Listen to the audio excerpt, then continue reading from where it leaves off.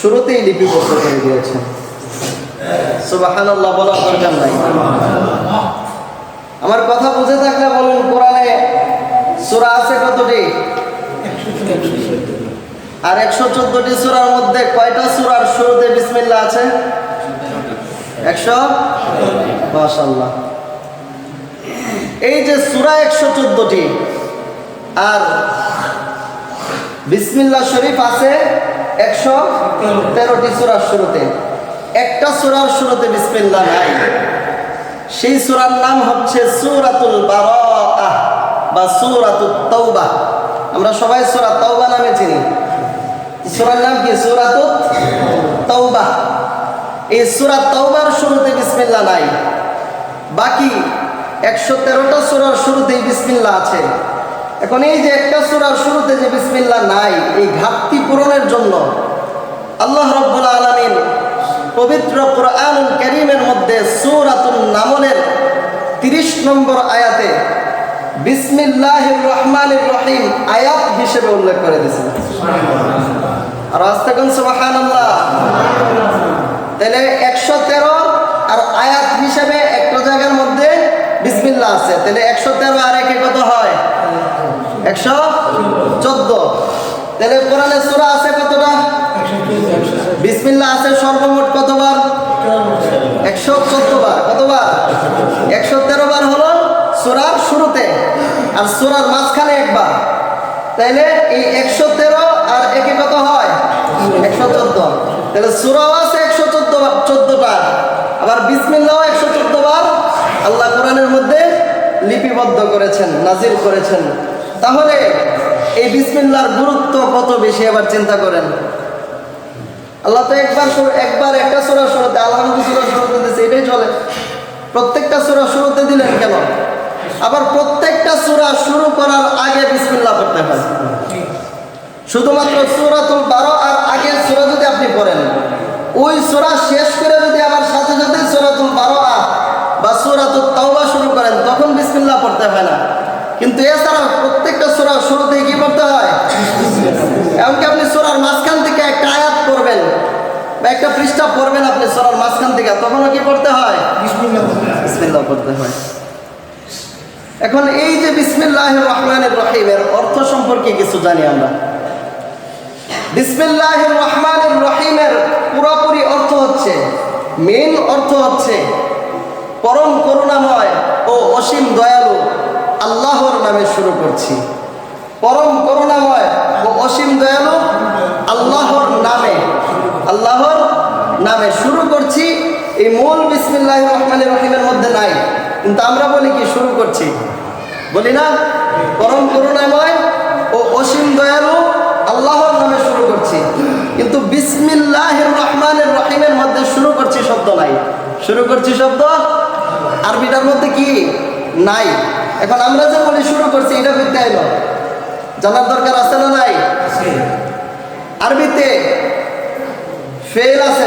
ফেলকে বলা হয় বাংলায় ক্রিয়া। যারা বাংলা গ্রামার জানেন তারা বুঝেন। ইংরেজিতে ভার্ব, বাংলায় ক্রিয়া, আর আরবিতে ফেল। এই ফেল, এই বিসমিল্লাহির রহমানির রহিমের শুরুতে উজ্জ্ব একটা ফেল ব্যবহার করতে হয়, উজ্জ্ব একটা ক্রিয়া ব্যবহার করতে হয়। সেই ক্রিয়ার নাম হচ্ছে আবদাউ অথবা আশরাউ। আবদাউ অথবা আশরাউ। আশরাউ শব্দের অর্থ হচ্ছে শুরু করা। কি করা? শুরু করা। আর আবদাউ শব্দের অর্থ হচ্ছে আরম্ভ করা। কি করা? একই অর্থ। এখন এই যে বিসমিল্লাহির রহমানির রহিম অর্থ আমরা করি শুরু করছি, আল্লাহর নামে শুরু করছি। শুরু করছি অর্থ করতে হলে আগে একটা উচ্চ ফেল মানতে হয়। সেটা হচ্ছে এভাবে, আবদাউ বিসমিল্লাহির রহমানির রহিম অথবা আশরাউ বিসমিল্লাহির রহমানির রহিম। আমি পরম করুণাময় ও অসীম দয়ালু আল্লাহর নামে শুরু করছি। যখন এই উচ্চ ফেল মানা হয়, তখন ওই শুরু করছি অর্থ আসে। তখন আমরা যে প্রত্যেকটা কাজের শুরুতে কি করি? বিসমিল্লাহির রহমানির রহিম করি। তো ওই যে শুরু করছি অর্থ ওই ফেল মানার কারণে আসে, কিন্তু মূল বিসমিল্লাহির রহমানির রহিমের মধ্যে কি শুরু করছি অর্থ নাই। এবার এই বিসমিল্লাহির রহমানির রহিম কিভাবে নাজিল হইল জানার দরকার আছে না নাই? তাফসীরের কিতাবের মধ্যে এসেছে আল্লাহর হাবিব নূর নবীজি মুহাম্মদ সাল্লাল্লাহু আলাইহি ওয়াসাল্লামকে যখন আল্লাহ রাব্বুল আলামিন এই দুনিয়াতে প্রেরণ করেছেন, সেই যুগটা ছিল আইয়ামে জাহিলিয়াত, জাহিলি যুগ। ওই জাহিলি যুগের মধ্যে ওই সময়ের মুশরিকরা কোনো একটা কাজ যদি শুরু করতে চাইতো তখন বলতো বিসমিল্লাহি ওয়াল উজ্জা, লাত এবং উজ্জার নামে শুরু করছি। লাত আর উজ্জা এই দুইটা হচ্ছে মূর্তির নাম। কিসের নাম? আরো জোরে কোন কিসের নাম? মূর্তির নাম ছিল লাত আর উজ্জা। ওই সময়ের কাফের মুশরিকেরা কোনো কাজ শুরু করার আগে বিসমিল্লাহি ওয়াল উজ্জা বলতো। আল্লাহ রাব্বুল আলামিন যখন আল্লাহর হাবিব নূর নবীজি আমার মুহাম্মদ সাল্লাল্লাহু আলাইহি ওয়াসাল্লামকে দুনিয়াতে প্রেরণ করলেন, নবীজিকে 40 বছর বয়সে আল্লাহ তাআলা কোরআন নাজিল শুরু করলেন। নবীজির কাছে 40 বছর বয়সে হেরা গুহার মধ্যে আল্লাহ রাব্বুল আলামিন নবীজির কাছে কোরআনের আয়াত নাজিল করলেন। সূরা আলাকের প্রথম 5 আয়াত আল্লাহ নাজিল করলেন, ইকরা বিসমি রাব্বিকাল্লাযী খালাক খালাকাল ইনসানা মিন আলাক ইকরা ওয়া রাব্বুকাল আকরামুল্লাযী আল্লামা বিল কলম। এই 5 আয়াতের একবারে প্রথম আয়াতে আল্লাহ রাব্বুল আলামিন নবীজিকে বলেন, ইকরা বিসমি রাব্বিক, ওগো নবীজি আপনি আপনার রবের নামে শুরু করুন। জোরে বলেন কার নামে? রবের নামে শুরু করুন। এই আয়াত নাজিল হওয়ার পর থেকে আল্লাহর হাবিব সাল্লাল্লাহু আলাইহি ওয়াসাল্লাম কাফের মুশরিকদেরকে যখন দ্বীনের দাওয়াত দেওয়ার জন্য চিঠি লিখতেন, আপনাদেরকে আমি 3-4 জুমা আগে শুনিয়েছিলাম নবীজি বাদশাহ নাজ্জাশীর কাছে চিঠি লিখেছিল, বাদশাহ হিরাক্লিয়াসের কাছে নবীজি চিঠি লিখেছিলেন। সেই চিঠির মধ্যেও নবীজি বিসমিল্লাহ লিখেছিলেন, ঠিক কিনা বলেন? আল্লাহর নবী সাল্লাল্লাহু আলাইহি ওয়াসাল্লামের কাছে যখন আল্লাহ রাব্বুল আলামিন এই আয়াত নাজিল করলেন, তখন থেকে নবীজি যখন কোনো কাফের মুশরিকের কাছে, রাজা বাদশাদের কাছে দাওয়াত দেওয়ার জন্য চিঠি লিখতেন, তখন আল্লাহর নবী লিখতেন আল্লাহুম্মা বিসমিকা অথবা বিসমিকা আল্লাহুম্মা, শুধু এতটুকু লিখতেন। এইভাবে নবীজি লিখতে লাগলেন। কিছুদিন যাওয়ার পর আল্লাহ রাব্বুল আলামিন নবীজি সাল্লাল্লাহু আলাইহি ওয়াসাল্লামের কাছে পবিত্র কোরআনুল কারীমের সূরা হুদের 41 নম্বর আয়াত নাজিল করলেন। এই 41 নম্বর আয়াতের মধ্যে আল্লাহ রাব্বুল আলামিন হযরত নূহ আলাইহিস সালামের কথা বর্ণনা করেছেন। হযরত নূহ আলাইহিস সালামকে আল্লাহ রাব্বুল আলামিন দুনিয়াতে প্রেরণ করার পর হযরত নূহ আলাইহিস সালাম তার উম্মতদেরকে দাওয়াত দিয়েছিল। দাওয়াত দেওয়ার পর অল্প কিছু সংখ্যক উম্মত তারা দাওয়াত গ্রহণ করেছিল, অধিকাংশই নাফরমানি করেছিল। প্রত্যেকজন উম্মত যখন নাফরমানি শুরু করলো, আল্লাহ রাব্বুল আলামিন হযরত নূহ আলাইহিস সালামকে বললেন, হে নূহ, তুমি একটা নৌকা তৈরি করো, আমি আল্লাহর আদেশে যখন প্লাবন আসবে তখন তুমি তোমার উম্মতদেরকে নিয়ে এই নৌকার মধ্যে আরোহণ করবে। আর আস্তে কোন সুবহানাল্লাহ। আল্লাহর নবী হযরত নূহ আলাইহিস সালাম আল্লাহর পক্ষ থেকে যখন প্লাবন আসলো, হযরত নূহ আলাইহিস সালাম উম্মতদেরকে নিয়ে সেই নৌকার মধ্যে আরোহণ করবেন। আরোহণ করার সময় সূরা হুদের 41 নম্বর আয়াত, যে আয়াত আল্লাহ তাআলা নবীজির কাছে নাযিল করেছেন, এই আয়াতের মধ্যে হযরত নূহ আলাইহিস সালাম নৌকার মধ্যে আরোহণ করার সময় কি করেছিলেন সেটা আল্লাহ উল্লেখ করেছেন। আল্লাহ রাব্বুল আলামিন বলেন, ওয়াকালা আরকাবু ফিহা বিসমিল্লাহি মাজরিহা ওয়া মুরসাহা ইন্না রাব্বি লাগফুরুর রাহিম। হযরত নূহ আলাইহিস সালাম আল্লাহ রাব্বুল আলামিনের দরবারে এইভাবে দোয়া করেছিলেন, বিসমিল্লাহি মাজরিহা ওয়া মুরসাহা, এইভাবে যে দোয়া করেছিলেন, দোয়া করে নৌকার মধ্যে উঠেছিলেন, এই কথা আল্লাহ তাআলা নবীজির কাছে সূরা হুদের 41 নম্বর আয়াতের মধ্যে নবীজিকে জানিয়ে দিলেন। এই আয়াত নাজিল হওয়ার পর থেকে আল্লাহর নবী সাল্লাল্লাহু আলাইহি ওয়াসাল্লাম আগে তো বলতেন বিসমিল্লাহ, আগে তো বলতেন নবীজি বিসমিকাল্লাহুম্মা, এবার বিসমিকাল্লাহুম্মা বলেন না। এবার আল্লাহ নবী প্রত্যেকটা কাজ করার শুরুতে, চিঠি লেখার শুরুতে, প্রত্যেকটা কাজের শুরুতেই নবীজি বলেন বিসমিল্লাহ। কি বলেন? আর আস্তে বলেন, কি বলেন?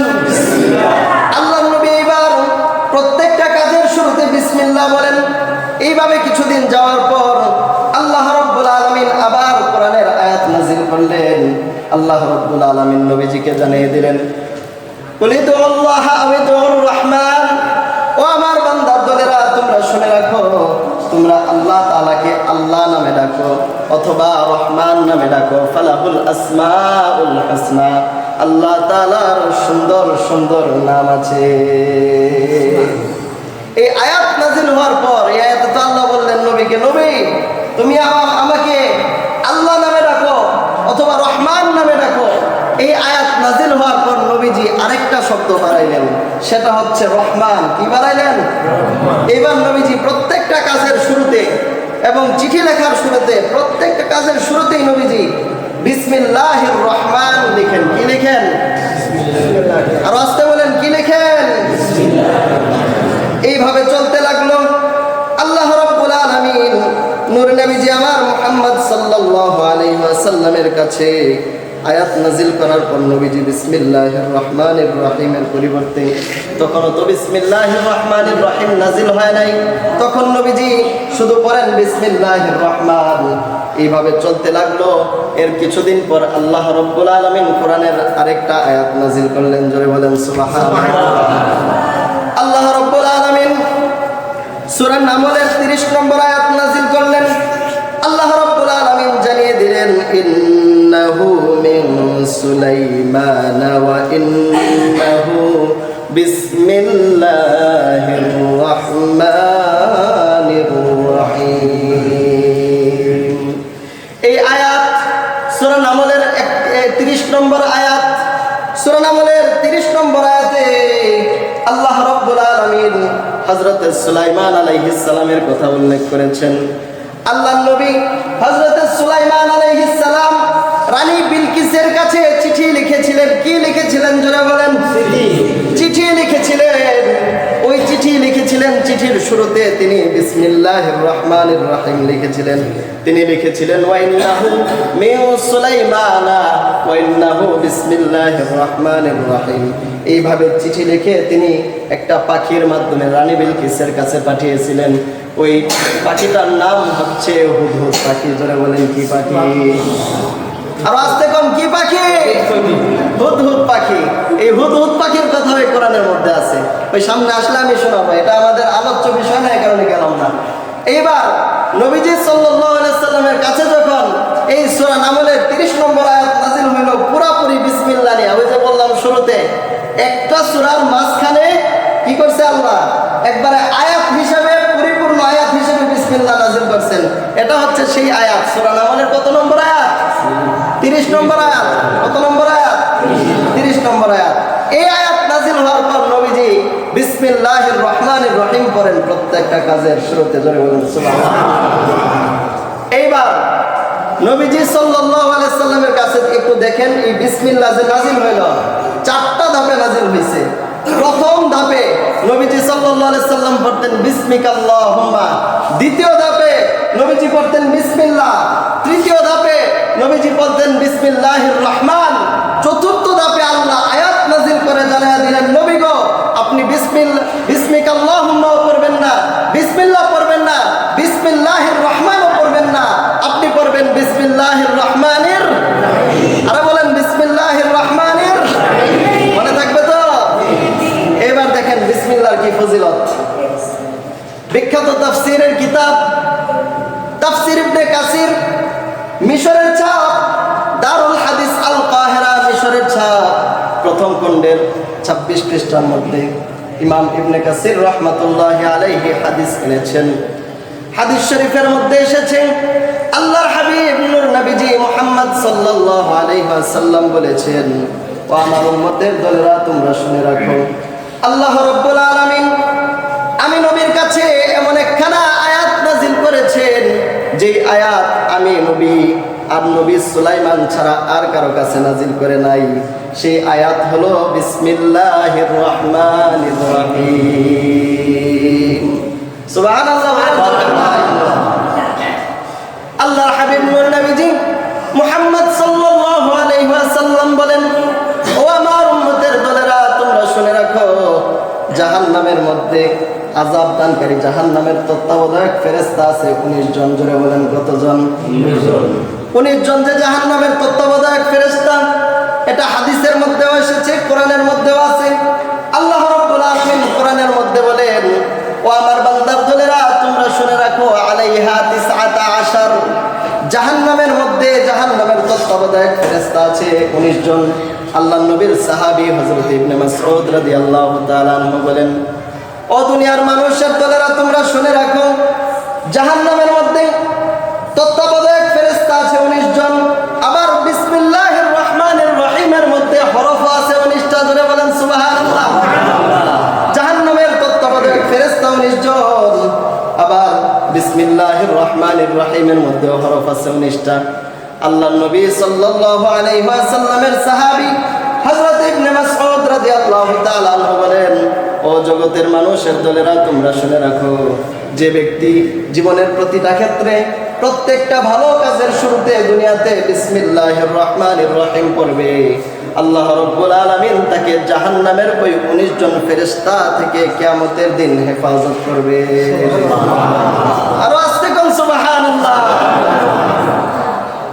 এজন্যই নবীজি বলেন, কুল্লু আমরিন যিবালিন লাম ইউবদা ফীহি বিসমিল্লাহি ফাহুয়া আবতার। অন্য riwayat-এর মধ্যে এসেছে ফাহুয়া আকতা। দুটোটার অর্থ একই। আল্লাহর হাবিব সাল্লাল্লাহু আলাইহি ওয়াসাল্লাম বলেন, ও আমার উম্মতের দলেরা তোমরা শুনে রাখো, প্রত্যেকটা কাজের শুরুতে বিসমিল্লাহ পড়বা। যদি কোনো কাজের শুরুতে বিসমিল্লাহ না পড়া হয়, ওই কাজটা অপূর্ণ থেকে যায়, লেজ কাটা থেকে যায়। এজন্যই প্রত্যেকটা কাজের শুরুতে কি পড়তে হবে? তাফসিরে মারিফুল কোরআনের প্রথম খণ্ডের মধ্যে লিখছেন যে প্রত্যেকটা ভালো কাজের শুরুতে বিসমিল্লাহ পড়তে হবে। কি পড়তে হবে? ভালো কাজের শুরুতে। কোন কাজের শুরুতে? একজন চুরি করতে গেছে, চুরি করতে গিয়ে বিসমিল্লাহ কি ধরা যাবে? খারাপ কাজের শুরুতে বিসমিল্লাহ বলা যাবে? কোন কাজের শুরুতে? ভালো কাজ শুরু করতে হবে বিসমিল্লাহ পড়ে। এবার দেখেন বিসমিল্লাহর কি ফজিলত। আল্লাহর হাবিব নবীজি মুহাম্মদ সাল্লাল্লাহু আলাইহি ওয়াসাল্লাম বলেন, তাফসিরে নূরুল কোরআন প্রথম খণ্ডের মধ্যে এসেছে। তাফসিরে নূরুল কোরআন প্রথম খণ্ডের 153 পৃষ্ঠার মধ্যে হাদিস এসেছে। আল্লাহর হাবিব সাল্লাল্লাহু আলাইহি ওয়াসাল্লাম বলেন, ও আমার উম্মতের দলেরা তোমরা শুনে রাখো, জান্নাতের মধ্যে একটা পাহাড় আছে, সেই পাহাড়ের নাম হচ্ছে জাবালে রহমত। সেই পাহাড়ের নাম কি? আরো আস্তে বলেন, পাহাড়ের নাম কি? আল্লাহর নবী বলেন, ওই জাবালে রহমতের মধ্যে একটা এলাকা আছে, ওই এলাকার নাম হচ্ছে বাইতুস সালাম। আরো আস্তে কোন সুবহানাল্লাহ। ওই এলাকার নাম হচ্ছে বাইতুস সালাম। আর ওই বাইতুস সালামের মধ্যে একটা বালাখানা আছে, ওই বালাখানার নাম হচ্ছে, আল্লাহর নবী বলেন, ওই বালাখানার নাম হচ্ছে কাসরুস সুরুর। কাসরুস সুরুর মানে হচ্ছে আনন্দের ভবন, উৎসাহের ভবন, আনন্দে উৎফুল্লিত হওয়ার ভবন। এই ভবন এমন এক ভবন যেখানে শুধু মজা আর মজা, আনন্দ আর আনন্দ, আনন্দ ছাড়া ওখানে কিছুই নাই। কাসরুস সুরুর, ওই বালাখানার নাম কি? কাসরুস সুরুর।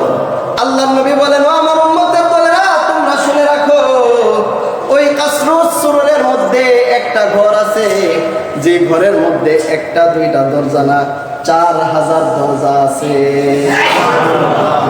4000 দরজা বিশিষ্ট একটা ঘর আছে।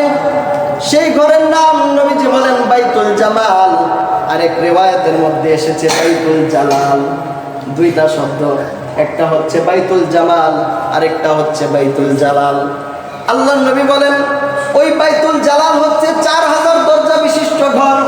আল্লাহর নবী বলেন, ও আমার তোমরা শুনে রাখো, যে ব্যক্তি দুনিয়াতে প্রত্যেকটা ভালো কাজের শুরুতে বিসমিল্লাহির রহমানির রহিম পড়বে, আল্লাহ রাব্বুল আলামিন তাকে ওই বাইতুল জালালের মধ্যে দাখিল করবে। বাইতুল জালালের মধ্যে দাখিল করার পর, বাইতুল জালালের মধ্যে তো 4000 দরজা আছে। আল্লাহর নবী বলেন ওই 4000 দরজার যে কোনো দরজা দিয়া যখন ইচ্ছা তখন সে আল্লাহ রাব্বুল আলামিনের দিদার হাসিল করতে পারবে। আর আস্তে কোন সুবহানাল্লাহ। শুধু তাই নয়, তাফসীরে নূরুল কোরআনের এই পৃষ্ঠার মধ্যে আরেকখানা হাদিস এনেছেন। আল্লাহর নবী বলেন, ও আমার উম্মতের দলেরা, তোমরা শুনে রাখো, জান্নাতের মধ্যে একটা ঘর আছে, সেই ঘরের নাম হচ্ছে দারুন নূর। সেই ঘরের নাম কি? দারুন নূর, নূরের ঘর। কিসের ঘর? নূরের ঘর। আল্লাহর নবী বলেন ওই ঘরের প্রত্যেকটা জিনিসে আল্লাহ রাব্বুল আলামিন নূর দ্বারা সৃষ্টি করেছেন। ওই নূরের তৈরি ঘরের মধ্যে প্রবেশ করার কোনো রাস্তা নাই। এটা এমন একটা ঘর যে ঘরের